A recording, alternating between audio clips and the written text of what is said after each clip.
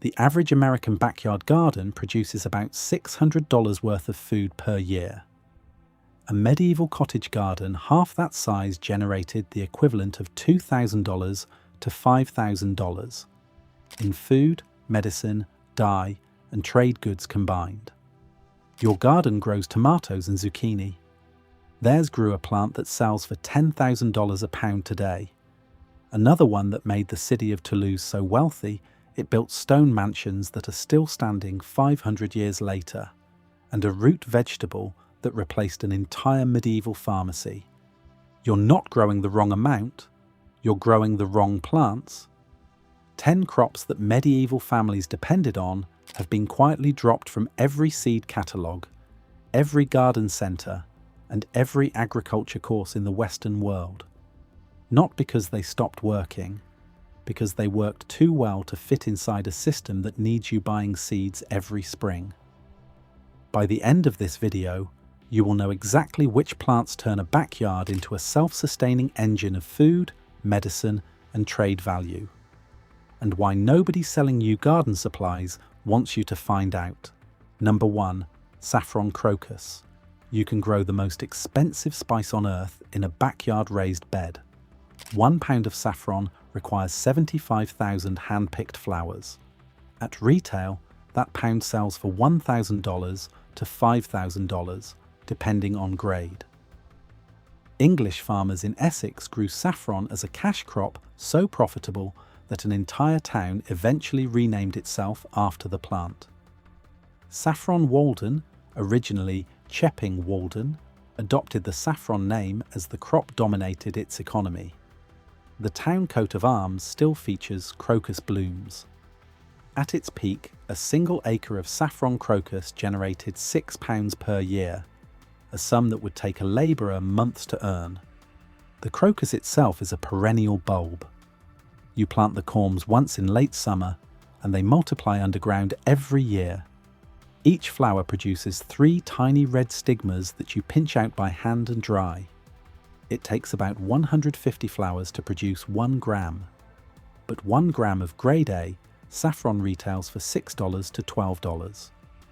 A 4 by 8 foot, 1.2 by 2.4 metre, raised bed can hold 200 to 300 corms. In year 2, those corms have doubled. By year 3, you are harvesting a spice that costs more per ounce than silver, from a space smaller than a dining table. No modern vegetable comes close to that return per square foot. Number 2. Woad.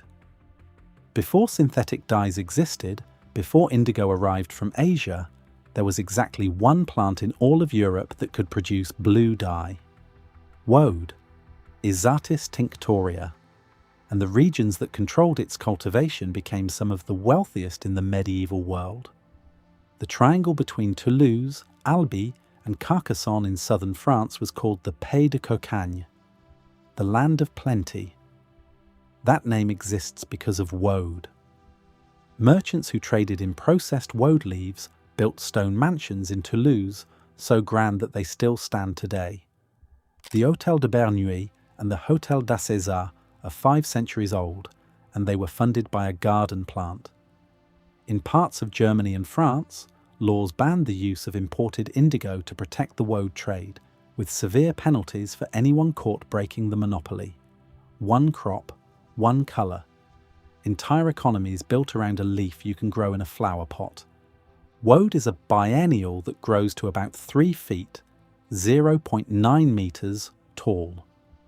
You sow seed in spring, harvest leaves in summer and fall, and the plant self-seeds for the following year. The leaves are processed into small dried cakes called cocagners, and those cakes release blue pigment when fermented in an alkaline solution. Modern natural dyers still use the exact same process. The seed is available from heritage suppliers for a few dollars a packet. Number 3. Madder. If woad owned blue, madder owned red. Rubia tinctorum produces the deepest, most light-fast crimson and scarlet dyes in the natural world. By the 9th century, Charlemagne ordered madder cultivated on all his royal estates, specifically for its trade value. By the 18th century, England was importing all of its madder from Holland at a cost of £300,000 per year. That is one plant species generating the equivalent of tens of millions in modern currency every single year for centuries. Madder is a perennial with a deep root system that takes 2 to 3 years to mature. You plant it once, you wait, and then you harvest roots that dye fabric a red so vivid that entire military industries depended on it for uniform cloth. The famous British redcoats owe their colour to madder root. The most coveted variant, Turkish red, commanded such a premium that European dyers spent centuries trying to reverse engineer the process from Anatolian workshops. They could not crack it. The secret stayed in Ottoman hands for generations. When German chemists synthesized alizarin, madder's active compound, in 1868, the entire madder-growing industry collapsed almost overnight. Centuries of agricultural wealth gone in a decade.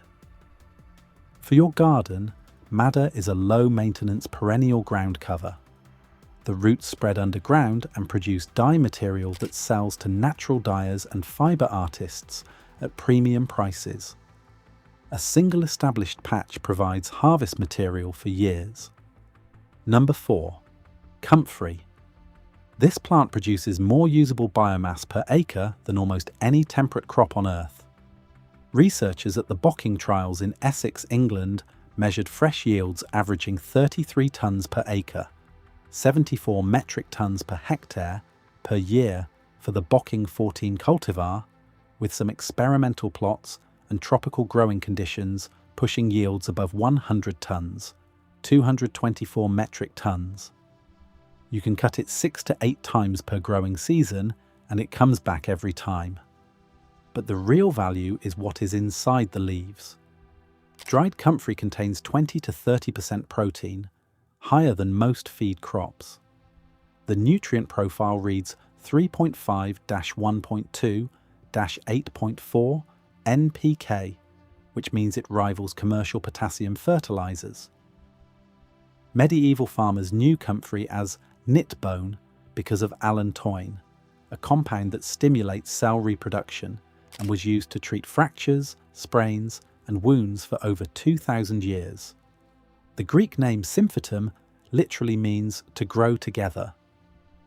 Let's talk about what this means for your garden in practice. Permaculture growers report that laying wilted comfrey leaves along potato rows as mulch produces significant yield increases compared to unmanured soil. One comfrey patch feeds your entire garden's fertility needs. No bags of fertilizer, no annual purchases. Just a perennial plant with roots deep enough to pull minerals from subsoil layers that your shallow-rooted vegetables cannot reach. Medieval gardeners used comfrey as food, medicine, and fertilizer from the same plant. Your local garden centre sells you 3 separate products to do what one comfrey patch does for free. Number 5. Skirret. Before the sugar trade connected Europe to Caribbean plantations, sweetness was one of the most expensive flavours on earth. In the 14th century, a pound of sugar in England cost anywhere from 7 pence to 2 shillings depending on the decade, while a day labourer earned 3 to 4 pence. Even at the lower end, a single pound of sugar cost 2 full days of work. Medieval families who needed sweetness grew their own. The plant they used was skirret, Sium cicerum, a perennial root vegetable so sweet that the Dutch named it Suikerwortel, and the Germans called it Zuckerwurzel. Both translate to sugar root. Skirret produces clusters of white finger-sized roots about 6 to 8 inches, 15 to 20 centimetres, long that taste like a cross between parsnip and sweet potato, but sweeter than both. You plant the crown once. It comes back every year. You pull the cluster, snap off what you need, and replant the rest. No tilling, no replanting, no annual seed purchase. The reason skirret disappeared is the same reason every perennial on this list disappeared. It cannot be machine harvested. The roots are thin and tangled. A combine built to pull one fat carrot from the ground does not know what to do with a cluster of 12 small roots. But for a home garden, Skirret is free sweetness from a permanent planting that asks nothing from you except dirt and patience. Number 6. Lovage. Every medieval kitchen in Europe had lovage growing by the door. The Romans brought it across the continent, and Charlemagne specifically ordered it cultivated on all royal estates in his Capitulare de Villis around 800 AD. It appears more frequently in the ancient Roman cookbook Apicius than any other herb. The flavour profile is the reason. Lovage tastes like concentrated celery with a deep, savoury, almost meaty undertone. Modern food scientists would call it umami. Medieval cooks called it the ingredient that made everything taste better. In a world where imported spices cost a labourer's weekly wages, Lovage delivered complex flavour from a plant that grew in any soil, came back every year, and needed zero maintenance. Every part is edible. The leaves go into soups and stews. The stems can be blanched and eaten like celery. The roots are cooked as a vegetable. The seeds are used as a spice. A single lovage plant grows to 6 feet, 1.8 meters, tall and produces enough leaf material to season meals for an entire household throughout the growing season. 4 uses from one plant, 0 cost after the first planting. Lovage was replaced when fresh celery became commercially available. A vegetable with a fraction of the flavour that needs replanting every season and wilts within days of harvest. The medieval cook had a permanent source of deep, complex seasoning growing 3 steps from the kitchen door. You have a $2 bunch of celery that turns limp in your refrigerator drawer by Thursday. Number 7. Horseradish. Medieval physicians called horseradish the farmer's antibiotic, and modern science confirms they were onto something real. Researchers have tested the isothiocyanates, the sharp-tasting compounds released when horseradish root is grated, and measured minimum bactericidal concentrations between 1.25 and 5 milligrams per milliliter against a range of bacteria and yeast. That is measurable antimicrobial activity from a root you can grow in a bucket. On the production side, horseradish yields 7,000 to 8,000 pounds per acre, 3,175 to 3,630 kilograms per hectare in commercial operations. A single plant produces roughly 1 pound, 0.45 kilograms of root per season. It is a perennial that spreads aggressively. The challenge is containing it, not encouraging it. Medieval households used horseradish as a condiment, a respiratory medicine, a digestive aid, and a food preservative. 4 functions from one plant that requires almost no care once established. Your modern garden grows basil that dies at the first frost and costs $3 a pot every spring. Horseradish grows back on its own, produces pounds of material per plant, and delivers antimicrobial compounds that a medieval family used in place of a pharmacy. Number 8. Cardoon. This is the plant that became the artichoke. Cinara cardunculus is the wild ancestor of the globe artichoke, and medieval gardeners grew it centuries before anyone bred the fancy flower head you see at the grocery store for $3 each. Ibn al-Awwam documented Cardoon cultivation in his 12th century farming guide from Seville, listing it among essential kitchen garden vegetables. What makes the Cardoon valuable beyond food is its role in cheese making. The dried flowers of the Cardoon plant contain enzymes that curdle milk, a natural vegetable rennet. Medieval cheesemakers across the Mediterranean used Cardoon thistle to produce cheese the way industrial operations now use synthetic or animal-derived rennet. The Portuguese cheese tradition built around Cardoon rennet survives to this day. The plant itself is a massive perennial that can reach 5 feet, 1.5 meters tall, It grows back every year, produces edible stems that taste like a nuttier, more complex version of artichoke heart, edible roots, and a cheese-making ingredient from its flowers. Globe artichokes sell for $3 each at the grocery store and are annuals in most climates. A Cardoon is a perennial that produces food and rennet for a decade from a single planting. One plant replaces 3 separate products you would otherwise buy at a store every year for years. Number 9. Sea kale. This is the luxury vegetable that history forgot. Cram maritima is a hardy perennial native to the cold rocky beaches of northern Europe. In its wild state, it survives salt spray, freezing wind, and sandy soil that would kill any modern garden crop.